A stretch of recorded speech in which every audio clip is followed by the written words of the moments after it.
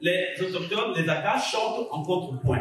Le contrepoint est un procédé de composition musicale qui est très différent de ce que nous faisons dans le Coran. Dans les Corans, c'est ce qu'on appelle la polyphonie homo-rythmique. Vous voyez, dans les Corans, souvent on fait des chants à 4 voix, soprano, alto, ténor, basse. Mais toutes les voix ont une même base rythmique. Vous voyez, je peux prendre un exemple.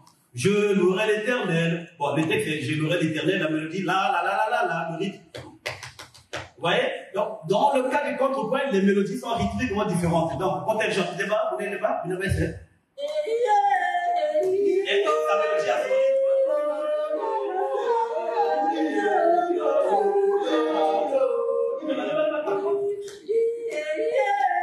La mélodie,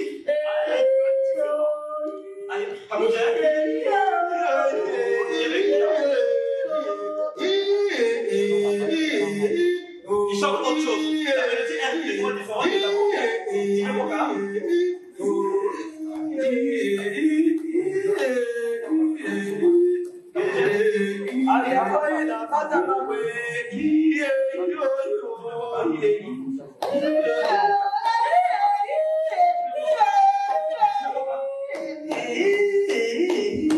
Tu veux voir? Chaque mélodie a son rythme et c'est ça qui fait la richesse de la polyphonie Aka. Qu'est-ce que nous constatons aujourd'hui? Que cette polyphonie est en train de disparaître. Et c'est le chant homo-rythmique qui est en train de prendre place. Et on ne s'aperçoit pas de ça. Raison pour laquelle moi je profite de cette opportunité pour vous dire. Vous savez, moi j'ai été stagiaire au CNRS, Centre National de Recherche Scientifique à Paris. J'ai été apprendre à analyser cette musique là-bas. Je peux vous dire que un jour, si nous arrivons par exemple à créer un conservatoire de musique polyphonique Aka dans notre pays, cela pourrait faire aussi à ce que les gens quittent leur pays, les Occidentaux quittent leur pays pour venir apprendre chez nous.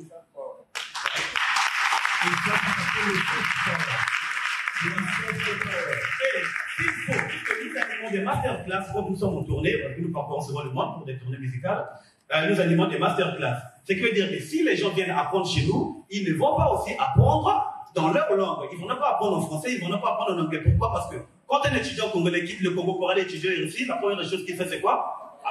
Voilà, quand il part aux États-Unis, il fait quoi? Quand il part dans un pays islamique, il fait quoi? Mais pourquoi s'ils viennent au Congo, ils voudraient que les autochtones les enseignent en français? Ça ne marche pas.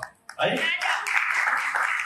Une question sur de continuer sur ce panel. Comment est-ce que ça se fait, la transmission? Parce qu'il y a un problème de transmission également chez le peuple Aka. La transmission, ça c'est même le thème de mes recherches ethnologiques. La transmission chez les Aka commence dès le bas âge. Les enfants, les filles, apprennent auprès de leur maman ou auprès de leur grande sœur. Au cas où ils n'ont pas de grande sœur, ils peuvent apprendre auprès des grandes sœurs du village. Les hommes, ils apprennent auprès de leur papa ou auprès de leur grand frère. Pour ceux qui n'en ont pas, ils apprennent auprès des aînés du village. Maintenant, qu'est-ce qui se passe actuellement? Le gouvernement et ses partenaires sont en train de scolariser tous les enfants autochtones. Il y a des budgets qui sont mis en jeu pour scolariser les enfants autochtones. Donc, ils partent à l'école moderne. Mais le gouvernement ignore que à la forêt, il y a aussi une école. C'est comment j'appelle l'école de la forêt ou l'université de la forêt. C'est quoi l'école de la forêt? Je la définis comme étant une pédagogie mise en place par le peuple autochtone pour transmettre des connaissances et savoir-faire à leur descendance. Elle est maintenant basée juste sur l'écoute, l'observation et l'éducation. À la différence de l'école occidentale ou moderne, nous étions là-bas pour apprendre. Il faut apprendre à lire, apprendre à écrire. Mais sinon, du point de vue discipline, l'école de la forêt a ses disciplines. L'école occidentale aussi a ses disciplines. Je veux dire, la connaissance des arbres, c'est ce que nous appelons en français la botanique. Du monde animal, c'est ça qu'on appelle la zoologie. Du comportement des animaux dans leur milieu naturel, c'est ça qu'on appelle l'éthologie. Le chamanisme, c'est ce que nous appelons Mungala. La littérature existe aussi dans leur culture. Les contes, les mythes, etc. Vous voyez, l'ethnobiologie, il y a plein de disciplines. Donc, le gouvernement et ses partenaires sont en train de commettre une grave erreur. C'est-à-dire qu'ils sont en train d'occasionner la disparition de cette culture sans le savoir.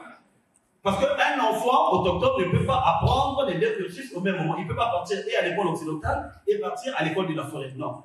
C'est pas parce qu'on est né à Ka ou on est né autochtone automatiquement on a une connaissance dans la tête. Non. Il faut partir. Donc quand tu te réveilles, tu dois aller apprendre à chasser. Quand tu te réveilles, tu dois aller apprendre à pêcher. Pour apprendre à chanter, il faut chanter. Mais quand tu ne le fais pas, parce que c'est pas parce que tu vis au cœur de la forêt que tout doit rentrer automatiquement dans ta tête. Donc aujourd'hui, je peux dire que cette culture est vraiment menacée de disparition. Merci beaucoup en tout cas, Zoé.